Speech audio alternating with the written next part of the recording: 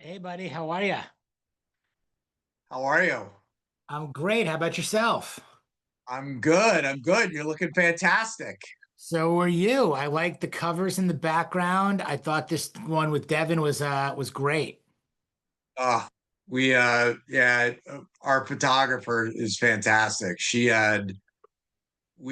took 2,300 pictures in 50 minutes Jeez. Okay. with about That's something. five wardrobe changes, horses running all over the place. It was a madhouse. It was That's fun. that's amazing. So you're actually going, are you going to them to do photos now and stuff? Is that Yeah. how you're doing it? Awesome. Yeah. We just started that. I was, I like the Layla Ali cover. I love Layla, and I mean it aesthetically, like it's a good looking cover, but it looks like it could be Cosmopolitan or Vogue or something. I'm like, that's not the Outlier project. So I'm like, we gotta.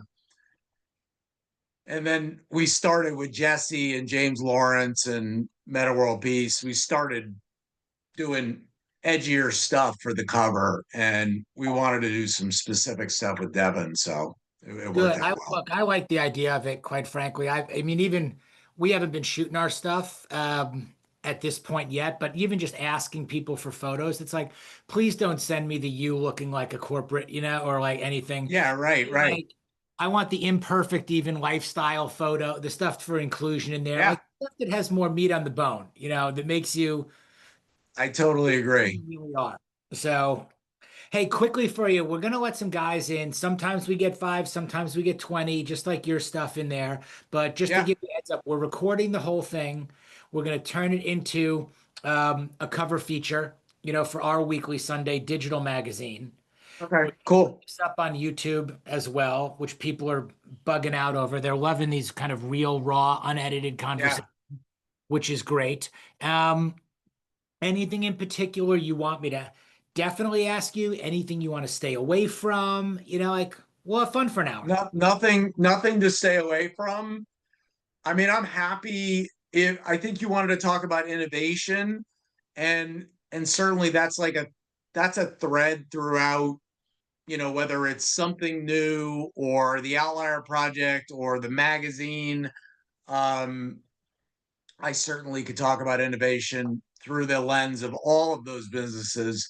I just spend much less of my time on something new than I used to. I spend 95% of my time on the Outlier project and the magazine.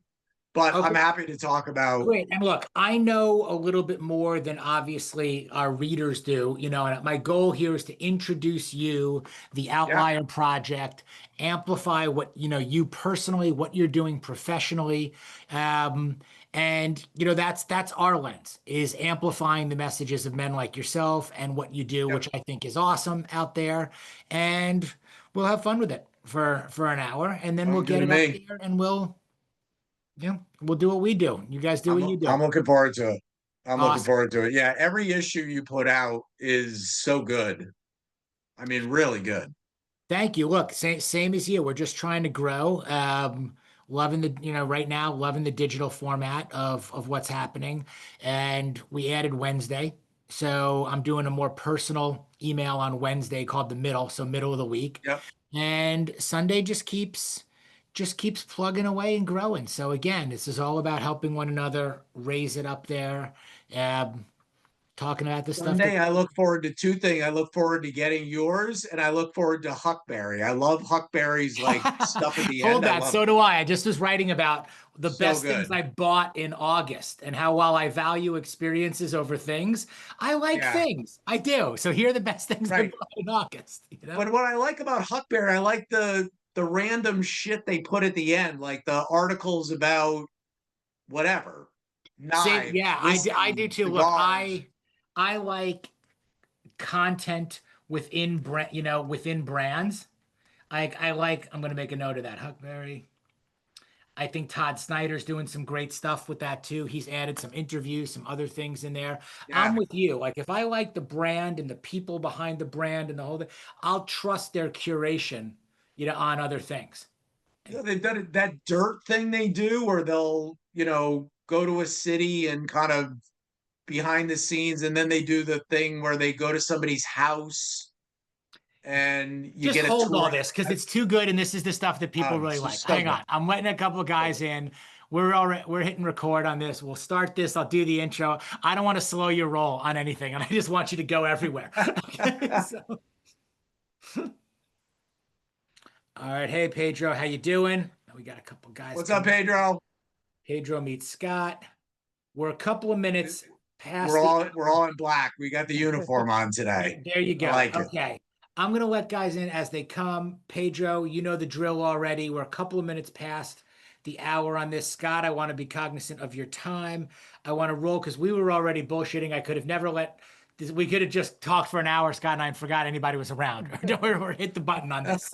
So let's go. And we'll just we'll get this done because I've been looking forward to this for a week right now. Scott, I'm going to tee this up with a little intro of you, just so we've got this Perfect. recorded, and then we'll get into it. All right, here we go. Three, two, and one. All right, here we are. It is Midlife Mail. It is another week. It is another How I See It interview. Today, when I think of men that I want to learn from, spend time with, and bring to the midlife male community, Scott MacGregor is at the top of that list. Scott's story is one of pivots, persistence, and purpose. He has built a successful career as an executive, authored the Standing O book series, which is behind me right now, and behind him, I can see it right there, and then decided to go deeper, not just chasing achievement, but creating real alignment between his values and his work, which led him to found the Outlier Project, a community for high character, high performing leaders who are more interested in impact than optics and who understand that relationships are the true ROI. What I admire most about Scott is that he lives his message every day, and he has built a platform where authenticity trumps ego, service comes before status, and where people can connect, collaborate, and grow without the BS.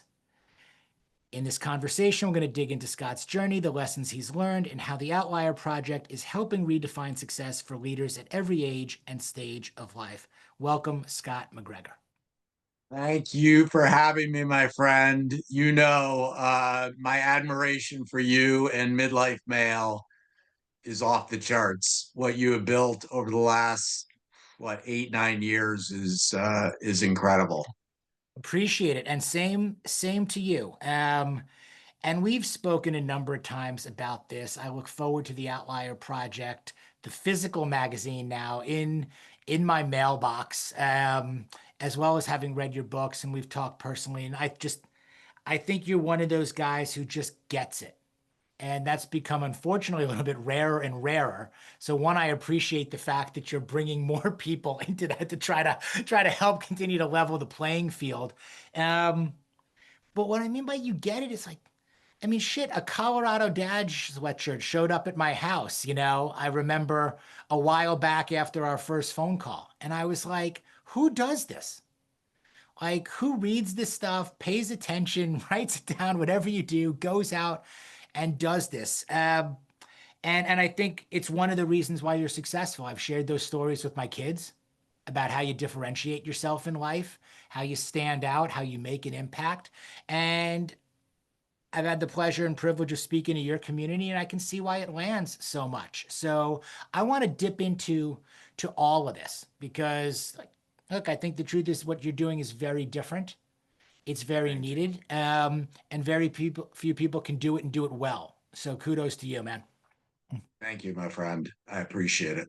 Will you take us back to kind of the story behind like your journey a little bit, what you were doing to kind of the the inception, the idea to execution a little bit of the Outlier Project. Where you started and kind of, hey, when did you flip the Yeah. switch and say this is what I'm going to go do?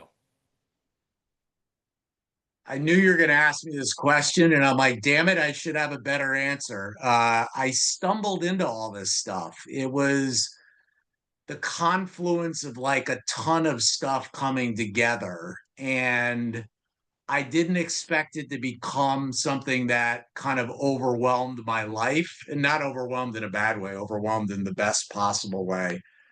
Um, Part of it was relationship building to me is it's like my sport. I love to build relationships. I am fascinated by people. I'm especially fascinated by people who have achieved great things. And it doesn't matter. I happen to be a big sports guy, but it doesn't matter whether it's business, sports, entertainment. I mean, you could be the best tiddlywinks player in the world. I'd be like, damn, that, like, how, why?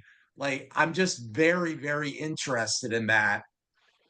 Why that happened?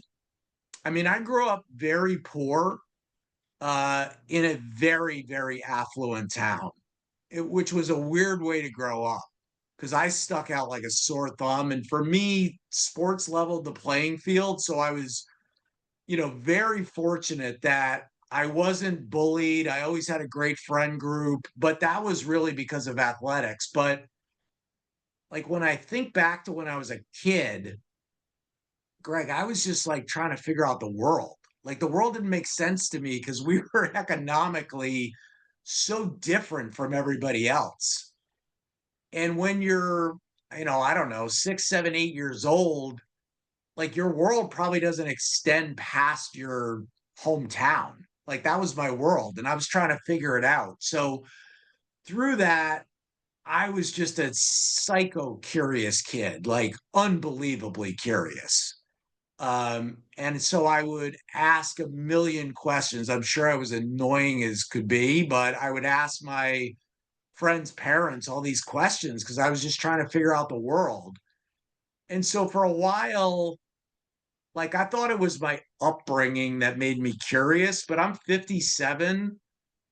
I'm as curious now at 57 in a different economic, status as I was when I was 7.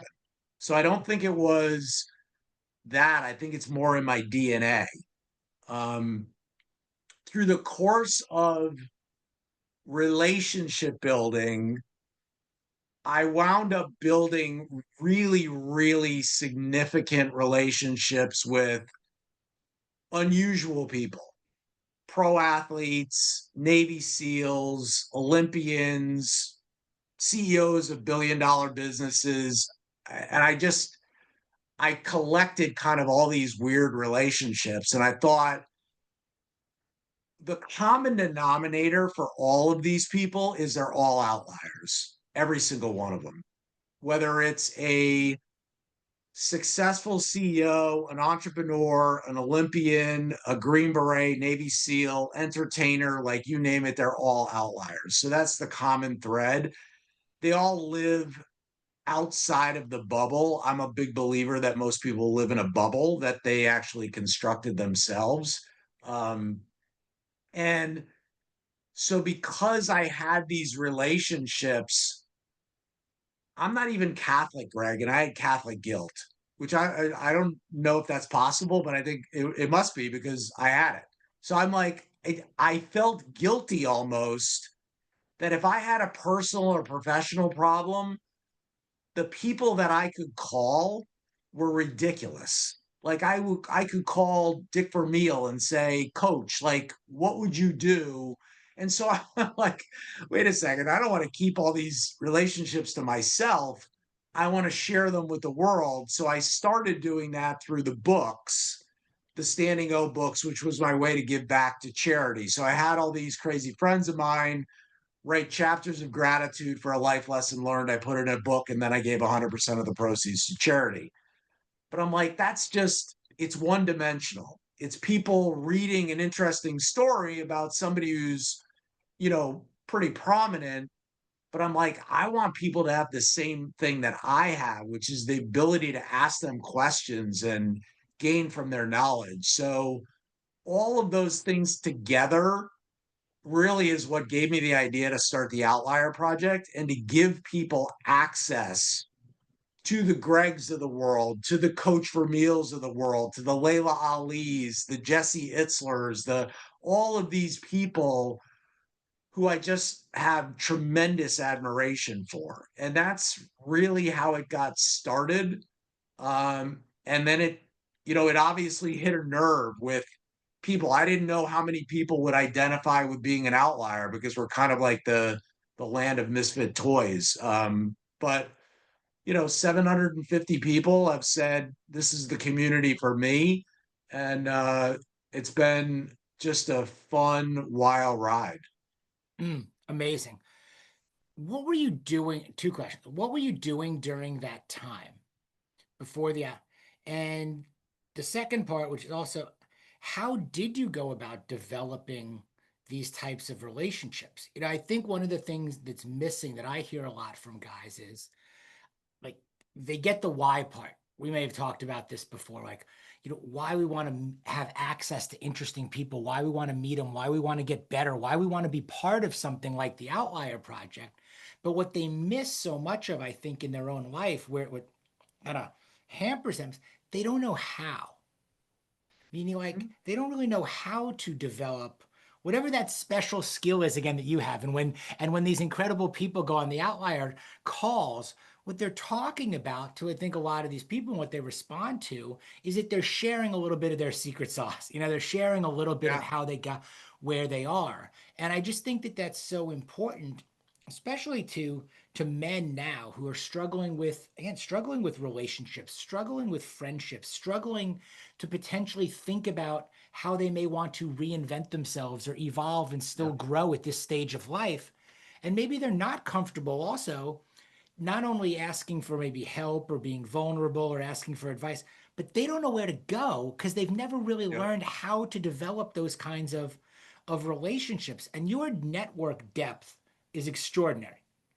Like your Rolodex, to use an old term, like at 57, 50, we remember Rolodexes and cards and Yeah. stuff like that too. Now I just pick up the phone. But like your depth of network is huge in there. And if you'd share maybe some of your tricks, if you will, or just how you manage to differentiate yourself and develop this type of contact base. So very early on, like I've known for a long time that the most important thing to me is impact, like by a country mile. I'm just, I'm very convinced that at the end of the day, no one is going to really give a shit about the companies I built. And they're not going to care about the books I wrote. They're not going to care about the awards I won. They're not going to care about the house I live in, the car I drive. None of that stuff's going to matter. The impact that I make, I think, is my legacy. And one thing that I know is my ability to have an impact, to have a maximum impact, is directly tied to the people I know. And the more people you know that have high impact and high access, you have the ability to do things that other people can't do. Um, so I am very, very intentional about how I build those relationships to the point that a couple of years ago, I'm like, you know what? I'm actually more of an introvert than an extrovert. So it's not my magnetic personality that's building these relationships. It's that I have a process, I have a strategy. And so I started teaching a cohort. I call it Hoosier Oprah, because Oprah to me, like if anyone's phone rings anywhere in the world and it's Oprah Winfrey, like they're taking that call. And so I think of Oprah as having probably more access than anybody I can think of. As a matter of fact, I grew up in Connecticut, and a local news reporter in Connecticut was a woman named Gail King. She was just a local newscaster, like there's a million of them. And her ability to do great things was probably minor. She later becomes Oprah Winfrey's best friend. And now Gail King, her ability to do great things is infinite because of access. So I think about building those relationships and I'm very, very strategic about it. And strategic, I don't mean, I think a lot of people, they think when you say strategy, you mean manipulative. And it's not manipulative, it's just a strategy that I have to build these relationships. So I teach this cohort, and the first two sessions that we do are all around mindset because most people don't have the right mindset to do it. And so I spend the last two on the tactical, practical. This is the stuff I do every single day.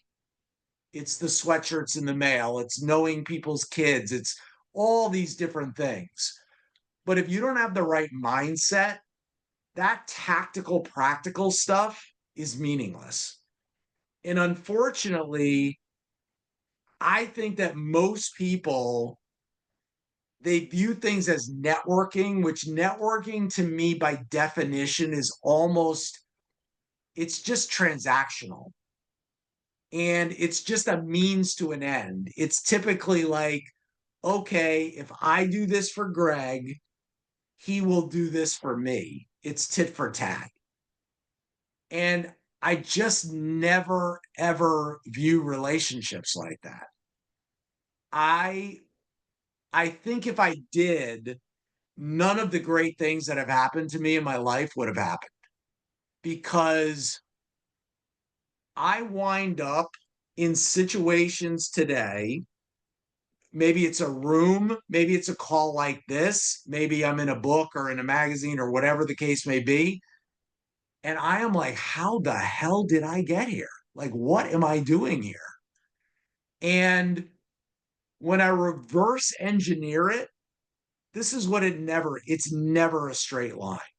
It's never that straight line. It's a crazy circuitous path that took me there. And I think where people screw up is they go, okay, I'm going to invest in Greg because I know that in 30, 60, or 90 days, I'm going to get this result. And I'm like, wait a second, is Greg an interesting guy? Wildly interesting to me, wildly.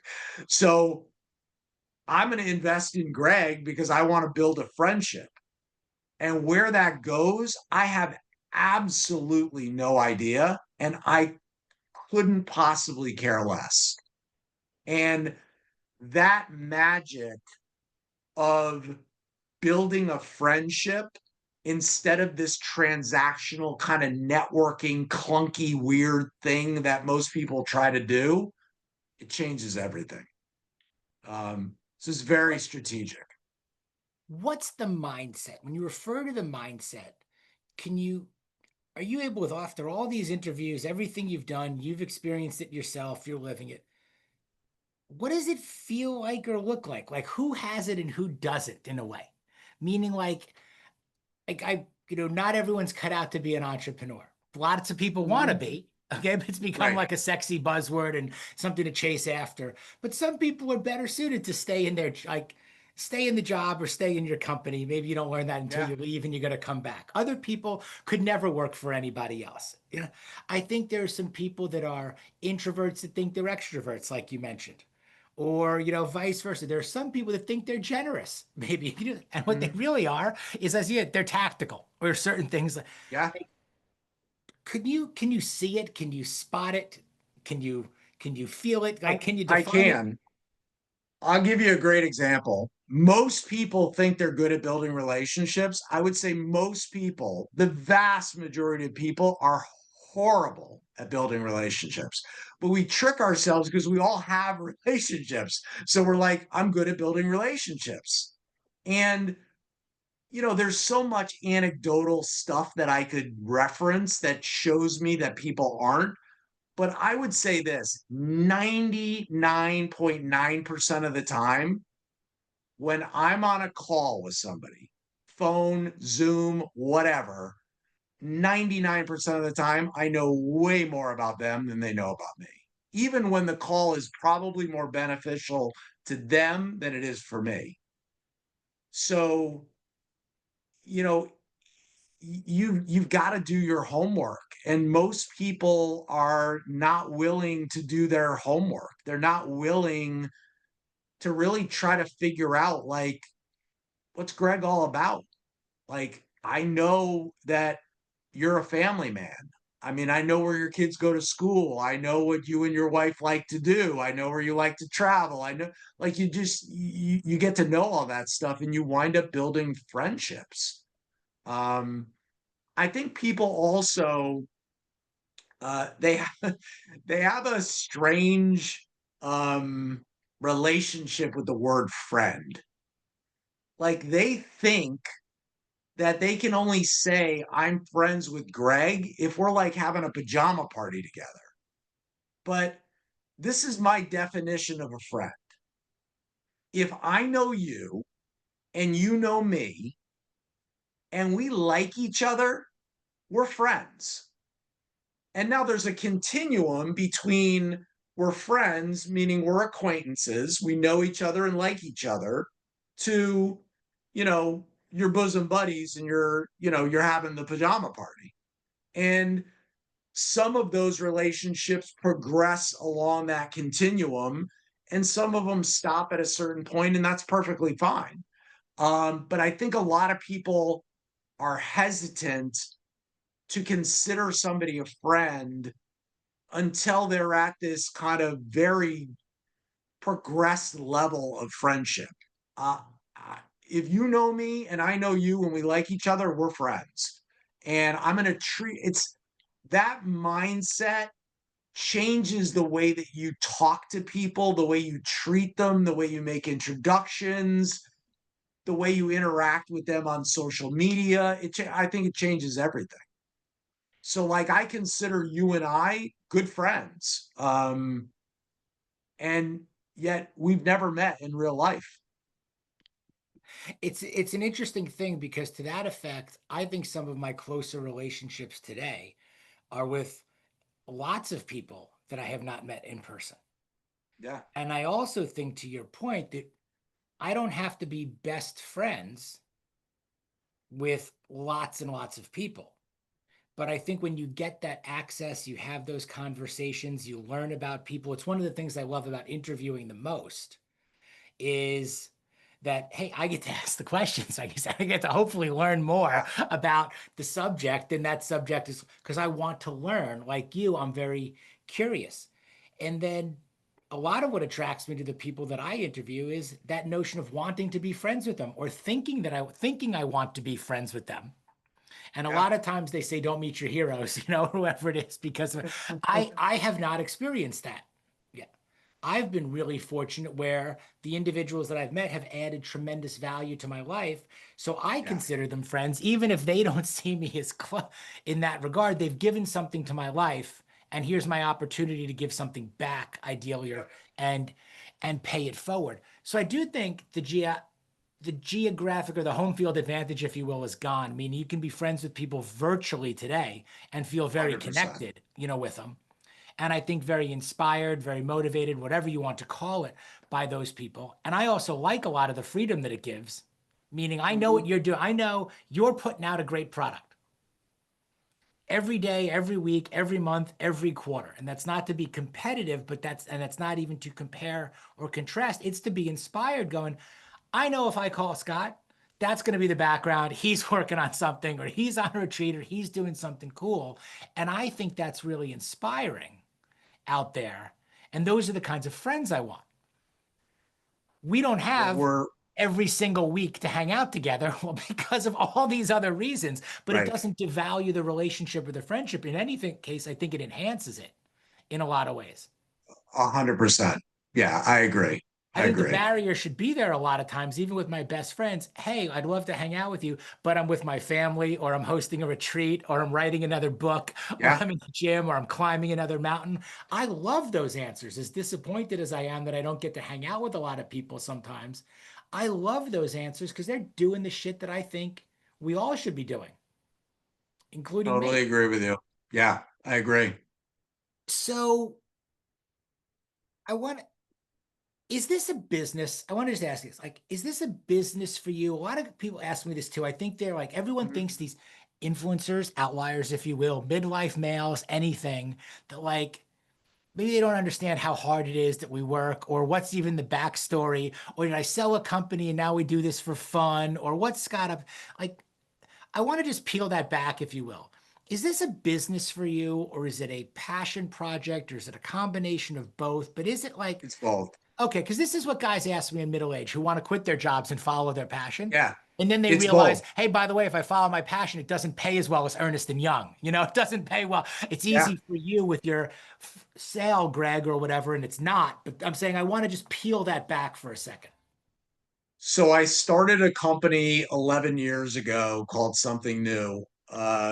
I was a chief revenue officer, and I took a company from, less than 10 people to over 300, and, you know, we grew tremendously. And I had horrible experiences with recruiters, anybody in the talent strategy space. And I thought, man, this is so dysfunctional. It's so antiquated. I know I can build a better mousetrap. So I started this company called Something New 11 years ago, and it was wildly successful. A totally different mousetrap. We won 8 consecutive American Business Awards for innovation. The record was 3. We have the highest net promoter score ever recorded, and we're killing it. And that is literally what's keeping the lights on. Then I started the community, and I fell head over heels in love with it. And as much as I enjoyed that business, I have moved away from that business, and I spend even though I still own it, I spend very, very little of my time, like less than 5% of my time I spend on that business. And so, yes, the Outlier Project and Outlier Magazine are definitely businesses, but they're also just a passion. And that's why it's just consumed my life, because they're the two things that have allowed me to make an even bigger impact. So I think I made an impact as a CRO. I definitely made an impact as a CEO, but the concentric ripples that go off of the 750 members that we impact every day and the subscribers of the magazine, so we're at 63,000, is incredible. And so to me, as a guy who just values impact, these are two platforms that allow me to do that in a big way. So it's definitely a business. Um, I wouldn't say right now it's been the most financially rewarding thing I've ever done in my life.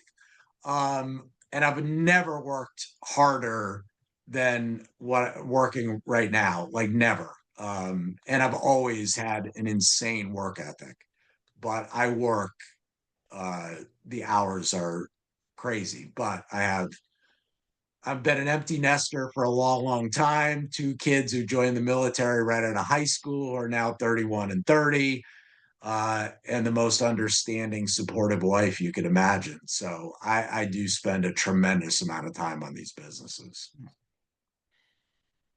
I was going to ask you directly, like how your definition of success has evolved, over the years. I want to rephrase it a little bit because you've used the word impact a number of times so far. Is impact how you define success? Is there that combination of impact, um, servant, or service leadership, and then also that metric of where you said it may not be the most financially successful or lucrative thing I've done, but that's not my total end game. That's not what I need, now. Yeah. Oh. It's definitely impact. I don't know that I always knew that. I like anybody, especially because of the way I grew up. Like when I graduated from college, like I started my first job, I think 2 days after I graduated, and I've never been, I have not worked for even one day for the last 35 years. Um, so in the beginning, it was okay, I want to achieve this, achieve that. I want to make six figures. Then it was, new numbers. And then it was, I want these roles and, all the things that you think are important. And as I said before, like nobody's going to care that I was a CEO. Nobody's going to care that I wrote four books. Nobody's going to care about the magazines or any of this stuff. It all boils down to the impact. So yeah, that's definitely it for me. The flip side of that, what do you think are some of the common mistakes that you've seen that men make, when it comes to this aspect of impact or leadership at home, at work, in the community? Like, do you look, do you look, I almost kind of see it two ways right now. Like, I don't think I see the outside or the masses and the rest of the world as much as I used to. The reason being, I'm so consumed with what we're doing at Midlife Male and looking only at people like the ones on your wall behind you and so on. Uh, and have immersed myself in this world where I'm just not as aware, I think, anymore of everything that's going on out there, of people that happen to be, unfortunately, not, or let me just phrase it the other way. I think like we do, we look for the outliers, we look for interesting people who are living a certain way. So I don't see as much of whatever else is out there. But do you see, so what other guys or men or women, what are they missing out there when it comes to, again, leadership, community, service? Like I I just, think they're missing that living an extraordinary life is a choice. It's like when I grew up, I literally would think, the only way to be successful, you had to be born like a Kennedy, you had to be born into money, or you had to be born with Michael Jordan's DNA, or you had to be born with Steve Jobs' brain. And then the interesting thing is, I got to know the equivalents of those people in real life. And I'm like, you know what? They're not the smartest person in the room, but they're wildly successful. They were actually not the greatest athlete, like just from a DNA standpoint, but they all made different choices that led to an extraordinary life. I think so many people, unfortunately, are on autopilot. They literally are sleepwalking through life. And I've seen a lot of people do this, including people that, it pains me to see them do because they're in my family. Um, and I think they're missing that you didn't have to be born into any of this stuff. It's literally the choices you make. And so, you know, I have a saying that anyone can be ordinary, but we all have the power to choose to be extraordinary. mm, And I think just knowing that it's a choice is so freeing and it's so motivating. I remember when I was in high school, I had a journalism teacher. His name was Frank Barron. And I'll never forget, he said this so simple, what he said, but it hit me like a ton of bricks. Because I'm like, even in high school, I'm like, I don't get how people buy their houses, buy their cars. Like, people's cars were more than my dad made in a year. I didn't get it. Like, I'm like, how does this work? And he said to the class, he said, you're all going to be really successful, but you have to do two things. You have to work hard and you have to be nice. And I'm like, what? That's it? So literally, I went up to him after class, and he was also a coach. So I called him coach. I go, Coach, like when you were saying that, like you're not serious. You think everyone will be successful if they just work hard and they're nice? And he said, Absolutely. And I'm like, man, those are two things that I can absolutely control. Like I couldn't control the way that I grew up economically, but I'm like, man, I can absolutely control how hard I work and how nice I am. Um, and so from then on, I'm just like, that's what I'm gonna do. Uh, and it turned out, thank you, coach, to be right. Um, I think levels of success can be different, but if you do those two things, you're set up for success. One of the things that's on your cover this month was this notion of life by design, not by default. Yep. And I've felt like this for a while. I think some guys come to the realization again that that's possible and that it can be probable for you, to your point, if you make better choices out there. Uh, Including that you don't have to be the CEO of your business. You can always be the CEO of your own life. I love this notion of life by design, not not by default. How do you live like that? I have always marched to my own drummer. Like I knew when I was a kid, I knew I was an outlier. I didn't call it being an outlier, but I knew I thought differently.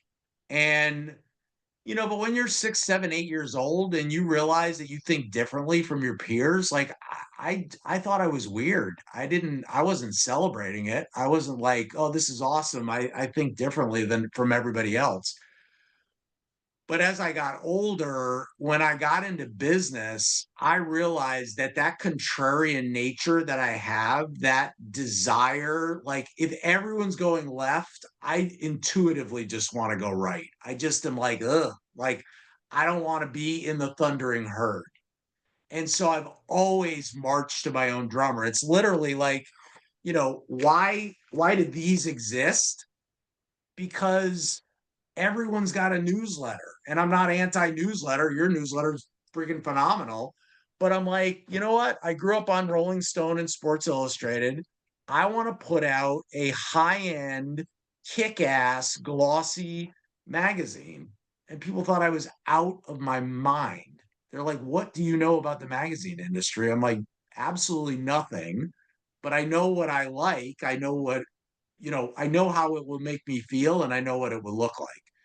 And so that's why we created the magazine. So I've just designed my life to scratch whatever itch I have. Most of that is curiosity. And the other one, like I have this voice in my head that is constantly saying, see who you can become. Because like I think it's anything. It's anything you want to do.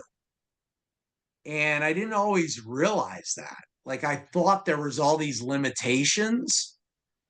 And then I realized there's really not any limitations. And as I got to be surrounded by people like you guys, I'm like, damn, you can do anything you want to do. You just have to really want to do it. And the truth is, most people really don't want to do it. Like I get up at 5 o'clock every day. It is non-negotiable. I'm putting my shoes on and I'm doing my thing. I never miss a day. I have this little crazy counter here. 245 days straight. Um, I just I really want the things that I want. So I don't kind of half-ass things. If I really want it, I'm going to figure out how to do it. And like, I really wanted to put the magazine out. I really wanted to start the community and I figured it out. It's all a work in progress. Like um, I believe in living into the answers, meaning I don't have to know what step 27 is. I just need to know what's my logical next step. And once I figure out what that logical next step is, guess what? I gain more data points when I'm at step 2. And then I go, okay, that informs step three, step four. And so I live into a lot of these answers and I figure stuff out as I go. I'm not smart enough to figure out how everything is going to play out. I just literally live into the answers. What do you do for energy?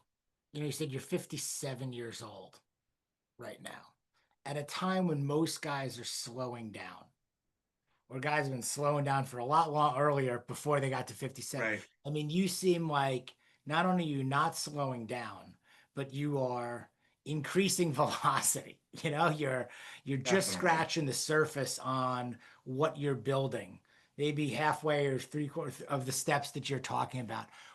When you're clicking the count, like what do you do for energy? Or are you a naturally energetic guy? But 5 a.m. is 5 a.m., man. And building and doing is hard. Like I said, even when it's simple, simple is hard too. Like even if you know what you're doing, getting up at 5 a.m., most guys don't. I live with tremendous urgency, so I very rarely talk about this. When I was 40 years old, so 17 years ago, I was sick as a dog. Uh, I had swine flu, and it was going around, but I was like, I very rarely get sick. I was like unbelievably sick. So I went to the local ER, just in the next town, just to make sure I wasn't going to die. And like I'm in there very little time, and they're like, "Yeah, you have swine flu, just like everybody else. Here's what you do." And right before they were going to discharge me, I'm like, you know what? I have this little pain in my pec, and I think it's from working out. And they said, let's check it out. They do an EKG and they come back and they go, no, you're fine. And then a guy goes, well, there's like a little thing, but it's nothing. You're good. Um, but go check this out with like the number one electrophysiologist pretty much in the country, this guy Mark Marab at Yale. They said have him check it out. So I go in and I mean, I was a Division 1 athlete. I've been an athlete my whole life, never been out of shape, always took good care of myself. I go in, I meet with Marab, and he says, uh, I'm going to tell you something you're not going to want to hear.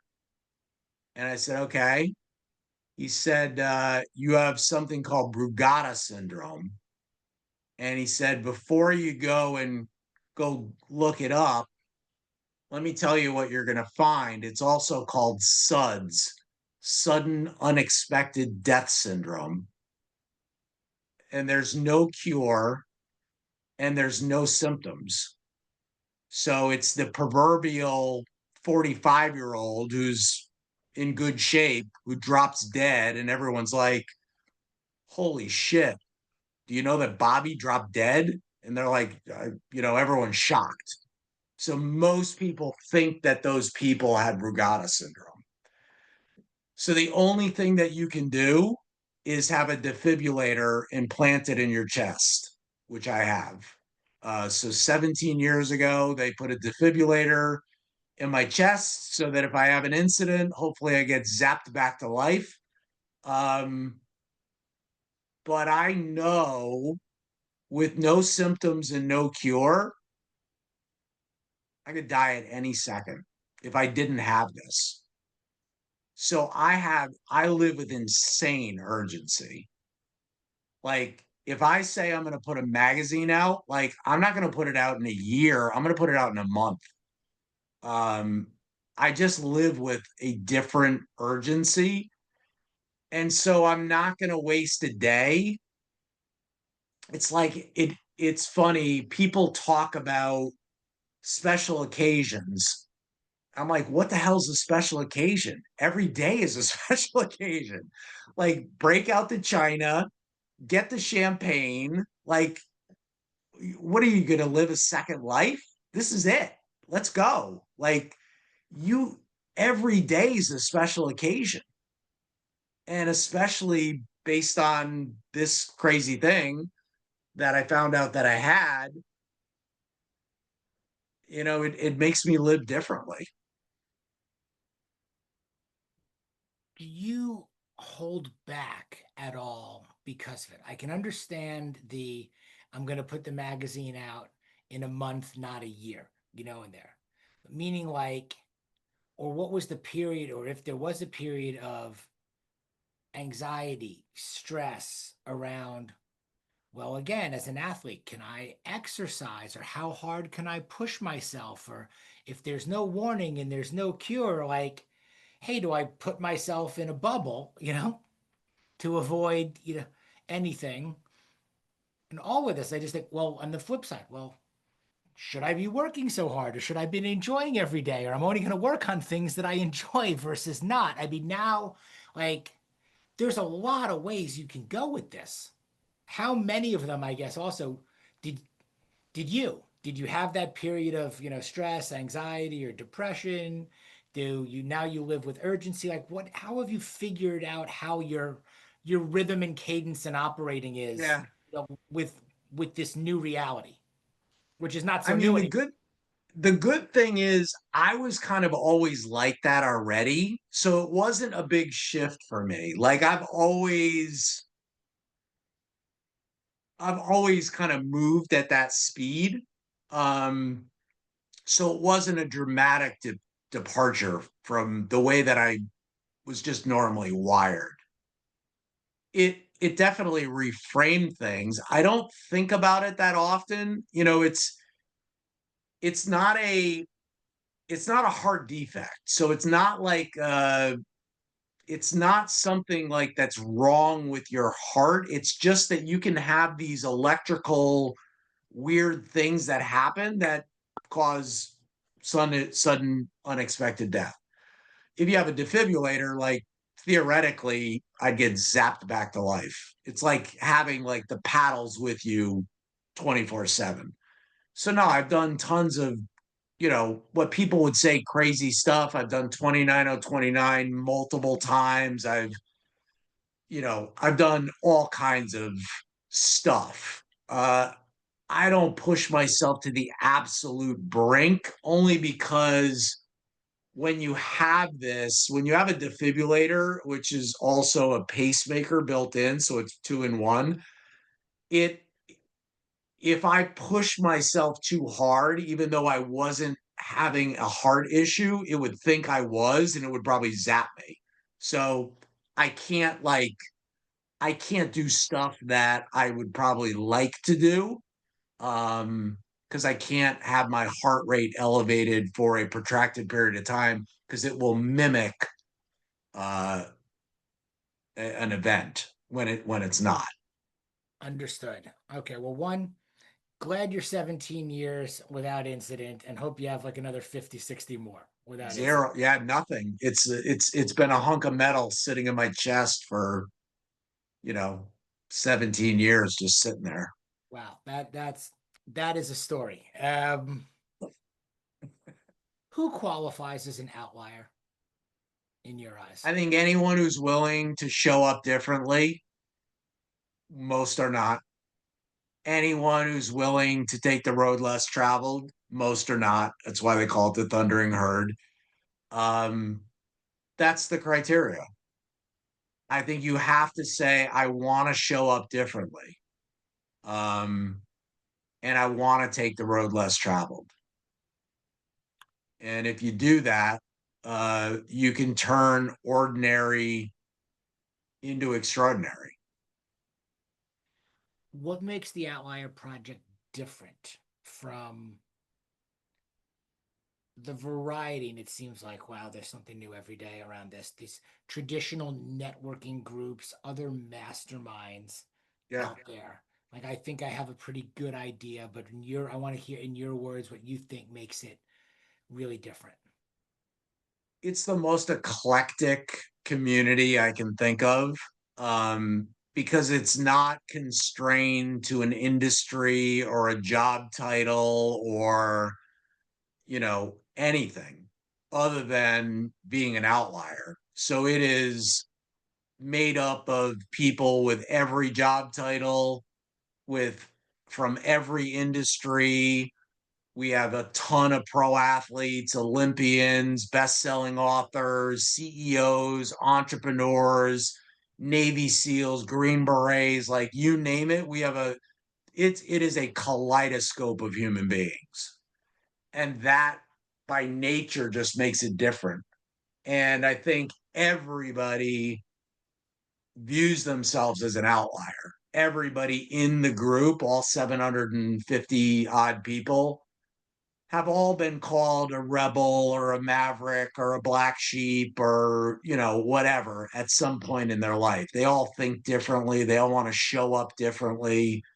Um, and so that makes it very different. The amount of things that we do, both virtual and in real life, is probably fairly unprecedented. So 200 live interactive virtual sessions a year, so almost every single day, and dozens of in-person meetups, everything from a humanity expedition in Nicaragua to, you know, having Brandy Chastain make homemade guacamole for us at her soccer team's game.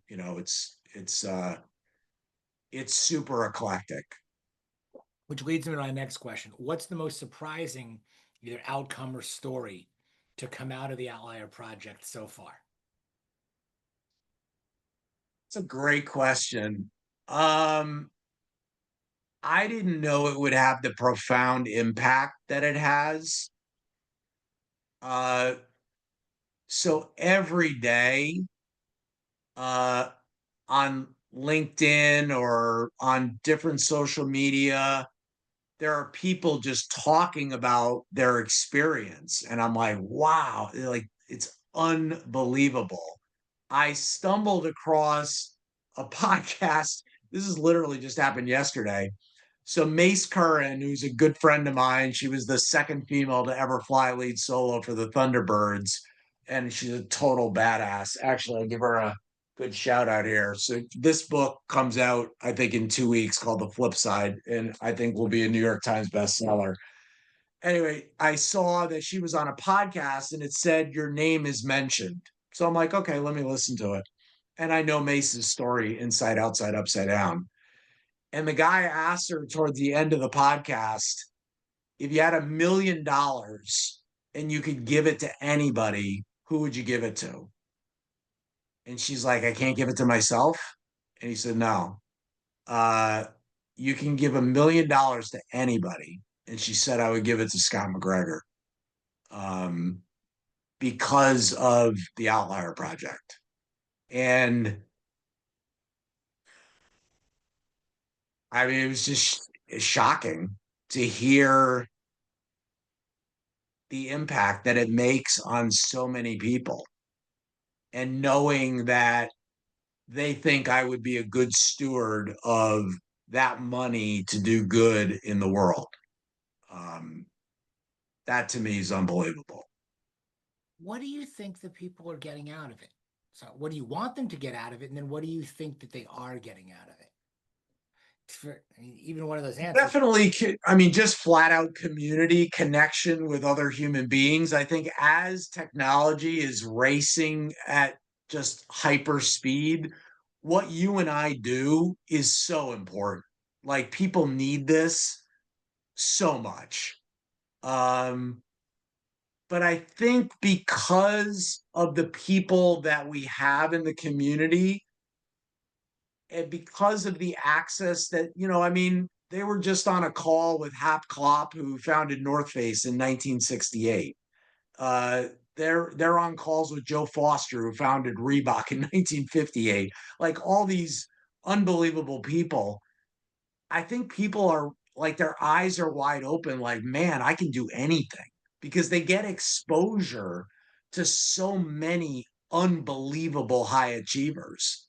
It's why we brought you on, to give people exposure to somebody who said, hey, this is the way I want to intentionally build my life. And look what you built over the last, 8, 9 years. incredible. Um, so I think that answers the question. You know, we center everything around our 6 F's at Midlife Male. We've done Yeah. family, fitness, finance, food, fashion, and fun. So I've got a couple of questions, six actually, or so, as we round this out. Um, Family. I'd love your definition, and how you also balance being a husband, being a father with the demands of running this global community. Yeah, the demands when it comes to family are not it's easy. It really is. As I said before, my oldest son is 31, my youngest is 30. Both of them joined. My oldest joined the Marine Corps right out of high school. My youngest joined was 82nd Airborne, again right out of high school. So I've been an empty nester for a very, very long time. Um, so impact on family is like zero. And my wife, Meg, who's insanely supportive, like she loves doing this stuff that we do as a community. So it really dovetails very well with our lifestyle. Like, we would want to go to the Kentucky Derby. We want to hang out with Brandy. We want to do this stuff. So that part is, I think, is easy. Mm. What was the first part of that question? Well, the first part was just your definition of family. You touched on a lot about relationships, and a lot of times I get feedback from people that don't have, look, we can't choose our family necessarily in there too. But what their Yeah, definition might be extended, whether that's friends, community membership, so on. I don't want to give you the answer, but like we all have our yeah. definitions. I'm not close to my family. I'm not close with my siblings. We live very, very different lives. I'm extremely close with my wife's family. Um, we have very similar interests and goals in life. So I feel like I have a great family. Um, I have no animosity whatsoever towards, my family. We're just not close, but I'm totally okay with that. And I'm not saying that like I'm really totally okay with that. Um, I think a lot of we can't wish things to be different. They are what they are, and you either accept them or you don't. And I'm just not somebody that's ever going to lament uh, or make something a trauma that's not a trauma. Mm, Um, I believe in my core that adversity is a gift. Um, Everything great that's happened in my life has happened because of adversity. Adversity is definitely a gift. It's not that, I'm not like, oh, fantastic. Like I have Brugada syndrome or like what all these other crazy things that have happened to me throughout my life. But they led to incredible things happening, incredible breakthroughs, incredible, like, I just feel so blessed. The life I live, I pinch myself. I'm like, this seems unreal to me, to the whatever it was, 10, 12-year old Scott MacGregor. This seems like this is nuts, that this is my life. mm. Um, so I'm super grateful. And my family, I'm very, very close with a lot of people. Um, it doesn't matter to me uh, whether they're a blood relative or not. That doesn't mean anything to me. Mm. Fitness. What what role does physical health play? I touched on this before as you went into your story about your ability to lead, sustain energy. What do you do now? It's crazy because I'm planning on putting a post out there. The title will be something like I do the bare minimum. Um, but I do the bare minimum with maniacal consistency. Like I'm super disciplined.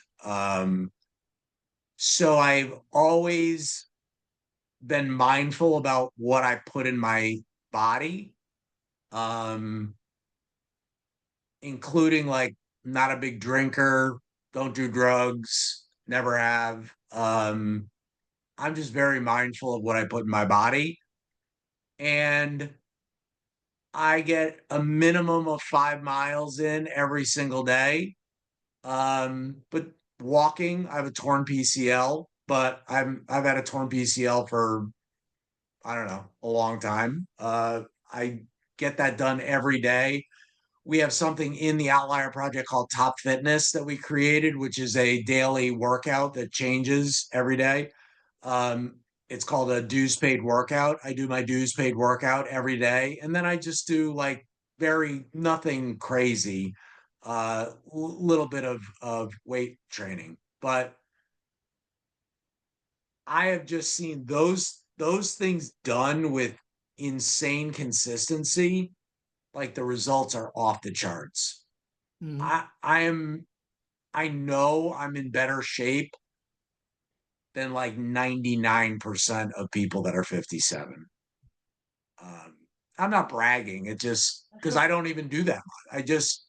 I do all the right things with consistency, Mhm. including hydrate myself. Putting hydration, exactly. Cheers to that. Finance. How do you view money now, or your relationship with it? Is it fuel? Is it freedom? Is it just for impact? When we talk about, what what It's is free. It's freedom. It's a tool. I still have a little bit of like a mindset, I think because of the way I grew up, maybe. I don't know. I don't really spend a lot of time trying to figure stuff out. But I'm like, why do I feel a little anxious about this? Like I'm financially I'm in a good spot. Like I'm not a gazillionaire, but I'm not gonna I'm fine. Um so I view it as a tool. And a lot of the financial goals that I have, which I have some pretty substantial financial goals for the Outlier Project and the magazine, are all tied around the fun shit I could do with that money. It's just, I want to do fun stuff. I'll never forget. So I was going to put my first retreat on. So my wife and I have it's one of our favorite places in the world. It's called the Weekapaug Inn. So it was rated the number one hotel in the Northeast, top 100 in the world. And when you are there, you feel like a Kennedy. Like it's insane. And it's not a big place, but I'm like, I wonder what it would cost for me to rent the entire place out. And then I had this idea that most retreats and most stuff is like it's missing the component of you see these iconic people on a stage, or you pay some exorbitant amount of money and you go to dinner with like 100 other people and you get like some goofy, photo op with them. And I'm like, that sucks. I want people to live with the legends. So I'm like, what if I rented the entire place out? I invited 4 or 5 like legends, like off the chart, people you might meet them and maybe get a picture, but you're never going to live with them for 4 days. But I'm like, I think I can put this together. So I said to my wife, I said to Meg, what do you think about if I threw a party at the Weekapaug Inn and I rented the whole place out and we got to invite like really cool people and it didn't cost me a dime? And she's like, oh, what? Yeah, do it. And I'm like, cool, because I don't think I'm going to make any money doing this. Um, so that was my way of, getting her acclimated with the fact that I was going to do this crazy retreat that was going to cost me about 200 grand, and I wasn't probably going to make a dime, which I held up my end of the bargain. I promptly did not make a dime, but I would like money to me is having experiences like that. So for the 35 people that live with those four legends, they will never forget those 4 days for the rest of their lives. I want to do more of that stuff. Mm, very cool. Other direction, because that was deep and that was on the food side. Do you eat a certain way? Do you like, you talked about before on the fitness, like doing all the right things in there. Do you live a certain type of lifestyle? I'm not a diet person per se. I'm more of a lifestyle type person. Are Yeah. you intentional about, again, what you put in your body?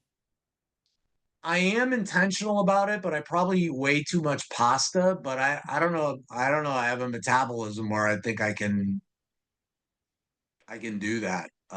It's so good. It's so Is good. that your favorite food? If you had one meal to choose, what would it be? It would probably be an Italian dish. Yeah, it's just like a good, great Italian. So good. Um, yeah, I'm not like super restrictive, but like I don't, not a lot of sugar, not a big dessert guy. Definitely like I'm addicted to the Yuka app. I don't know if you use it, YUKA. It's unbelievable. You will spend more time in Whole Foods scanning stuff. It's the greatest app I've ever seen in my life. So it immediately tells you excellent, good, you know, poor or bad. So like Twinkies, bad. But it's amazing the stuff that you think like, oh no, this is healthy. You scan, you're like, oh my God. And then it gives you alternatives. And so That's I am addicted to that. So we don't have any, like we just never have shit in our house. I don't drink soda. Like we just never have crap in our house. Like people that say they eat poorly, I'm like, how's that possible? It can only be possible if you buy the food and bring it into your house. Like I just would never buy a bag of Doritos or a liter of Coke and bring it into my house. Like I just would never do it. So I'll never eat it because I don't have access to it. And if I did, interesting. like You it's mentioned that app not my now. thing. I never heard of that app, but it's very similar. Obviously, I think it's probably been around longer. I just talked to a guy you should talk to him too. His name is Steve Martosi. He's the CEO and founder of Supco, if you've heard of this. And No. Supco effectively sounds like it's the Yuka SUPCO. SUPPCO. So the website is sup.co. And he was Yep. the founder of GroupMe, the app. If you've ever used GroupMe, the group texting Yep. app in there, which he sold for like a ton of money to I can't remember who he sold it to, but GroupMe was like a major group texting app, uh, which really is kind of what we use Zoom for in a lot of ways and everything now, Yeah. large group and everything else. But he is now the founder and CEO of Supco, which is like what you're describing with Yuka. You can scan any of these vitamins, supplements, protein powders, creatine, and find out, hey, this brand is terrible. It has no creatine and it's supposed to be all creatine. This multivitamin is good. It's really great because people don't know again what to believe, what to trust, what to out there. So he'd be a great one for you. Um, Fashion, style. Does style and presence play a role in your life or in leadership in general? Yeah. Appearance, how you perceive yourself, how you want to be perceived by others. What do you think? And as I Definitely. look at all the covers behind you and what is everyone doing? Jesse's well naked in a sauna hat. Devin, looks like Devin. Okay, like Devin looks like Devin, which is yeah, annoying. It's like, geez, come on. Yeah, definitely. I'm a classics guy though. It's like anything classic. I want Levi jeans. I just my shoes, like I like classic, like timeless stuff. and I like simple stuff. Like I would a white t-shirt, pair of jeans, nice belt, and Adidas Sambas or Chuck Taylors or whatever, that's me. Baseball cap most of the time. We are entering hoodie season, one of my favorite all-time seasons. If I can wear a hoodie and shorts, I'm a happy camper. You should meet John Finkel. Yeah, I could be John You Finkel. sound Exactly. exactly like sound exactly like John Finkel, and have John on too. John's written like 11 books. He's unbelievable. Oh, he's amazing. Yeah, He'd be he's fantastic. incredible. Also, what do you do just for you? Pure joy, no ROI attached, for fun. Uh, I do. I'm like I'm little bit of a woodworker. Uh, I've made a couple pieces of I made a bar that I wish I could show you. It's epic. I made it out of so I used to have horses at my house, and so I had this huge fenced in area around the barn, and the fence finally fell down. So I had like, a $15,000 fence, wood, and I'm like, okay, I got to make something out of that. So I made a whole bunch of stuff, including a bar. But I like doing stuff like that. Just, I don't know. It's I can kind of shut my brain off. I love music. I have a crazy eclectic, like I was listening to Billie Holiday today, you know. So I'll go from that to like AC/DC to folk, jazz. Like I like pretty much everything. Mm, I love it. Scott, you're awesome. I appreciate you. This is a lot Thank of you, my fun as friend. always. I love your transparency, everything you shared, and what you're building with the Outlier Project. And I'm just looking forward to continuing to see what you do next. Where is this 3 years from now, 5 years from now? Do you think about 60? Do you think in terms of years? Do you just think about what you want to do, or how do you? Uh I get inspiration.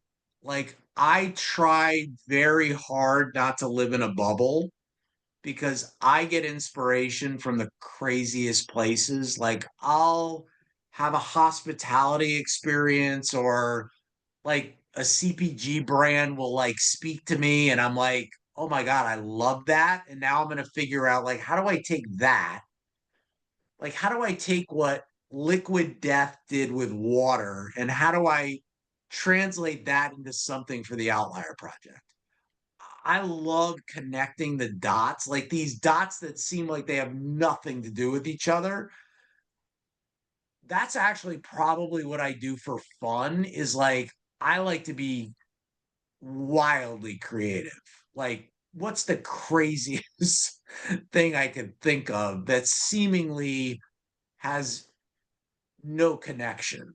Like most of my family, like they have no idea what I do. They're so confused by what I do and who I am. They're like, I don't get it. Like you wait, now you're a magazine publisher? What? Like where did that come from?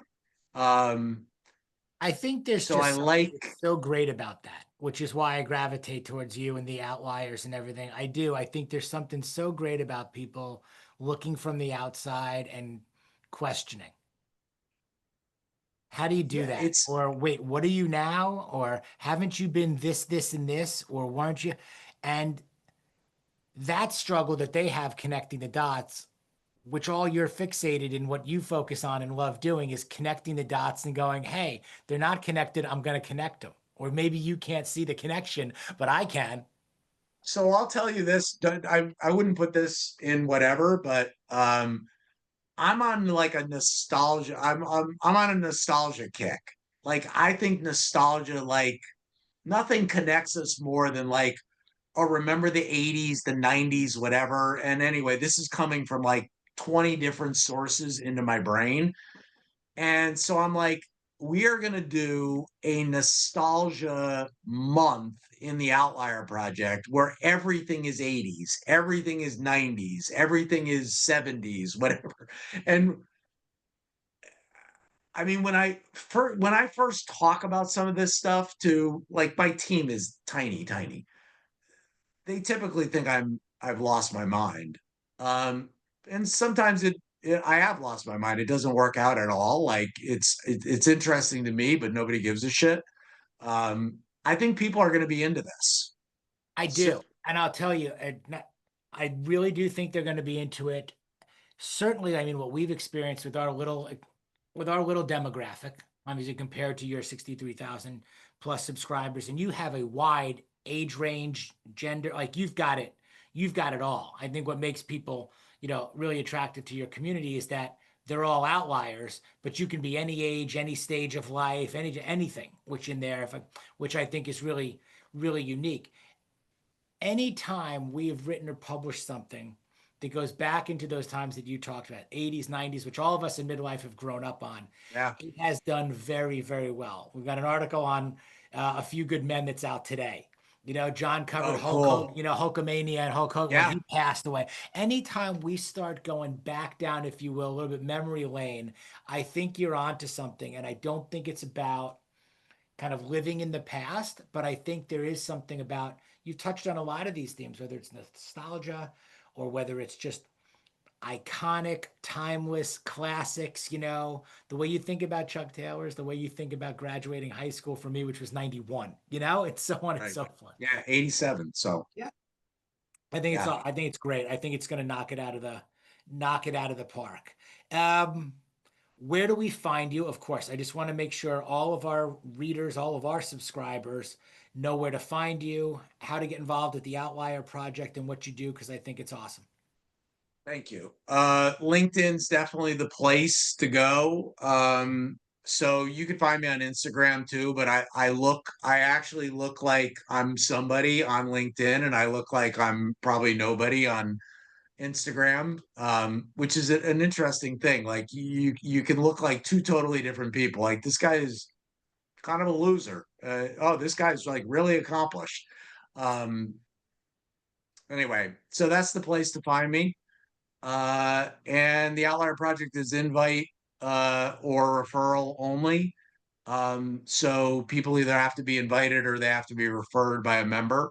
And when they do, they have a call with me and we just figure out whether it's the right place for them. Because I want to make sure, like, the money thing is not obviously I want to make money, but I want to make sure that they're going to get something out of it. You can also only join monthly.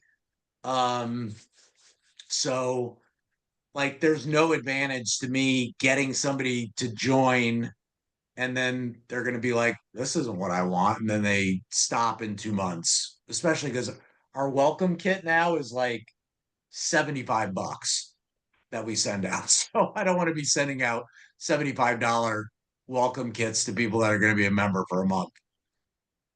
Makes perfect sense. I love it. Scott MacGregor, thank you so much, as always. Uh, I appreciate it. Send me some great pics, okay? Like we were talking about your covers. I want to make sure we get real vintage, awesome, real lifestyle stuff of you to include in There's the about four of them of me out there circulating. And chances are they've all at one point been my LinkedIn profile picture. You got We'll some. find some stuff. You got it. All the good stuff that you do out there doing your thing. Thank you so much. I really appreciate it. And we'll have this out soon, my friend. If there's anything I Yeah, can do to continue to support you, I appreciate it. I appreciate you, brother. Pedro, connect with me when you get a chance. I'd love to get to know you. Yeah, He's no doubt. awesome. Yep, our guys are fantastic. Pedro's terrific. Everyone's gonna have a counter from now on too, right? Get a So shit. so this is a good story. I was at we were doing Hell on the Hill in Maine. And so these were the counters for Hell on the Hill. And somehow it wound up in my stuff. And I'm like, I'm not gonna send this back to Jesse. It's like $5. And so it's been sitting here on my desk. And I wanted to buy something for Jesse. So I found these counters, it's like $100. It's got a it's got a crown like on a Rolex watch. It's solid brass. The thing weighs a ton, and it's just like it's so well built and it's so nice. And so I bought one for Jesse and I bought one for myself too. But I love this thing. That's awesome. And that So is I an don't know. event that is on my bucket list also. So I need to get to that one at some point. Do it. All right, Yes, brother. sir. All right, guys. Thank you so much. Have a great rest of your week, and I'll talk to you soon. Take care. Thank you. See you guys. Bye.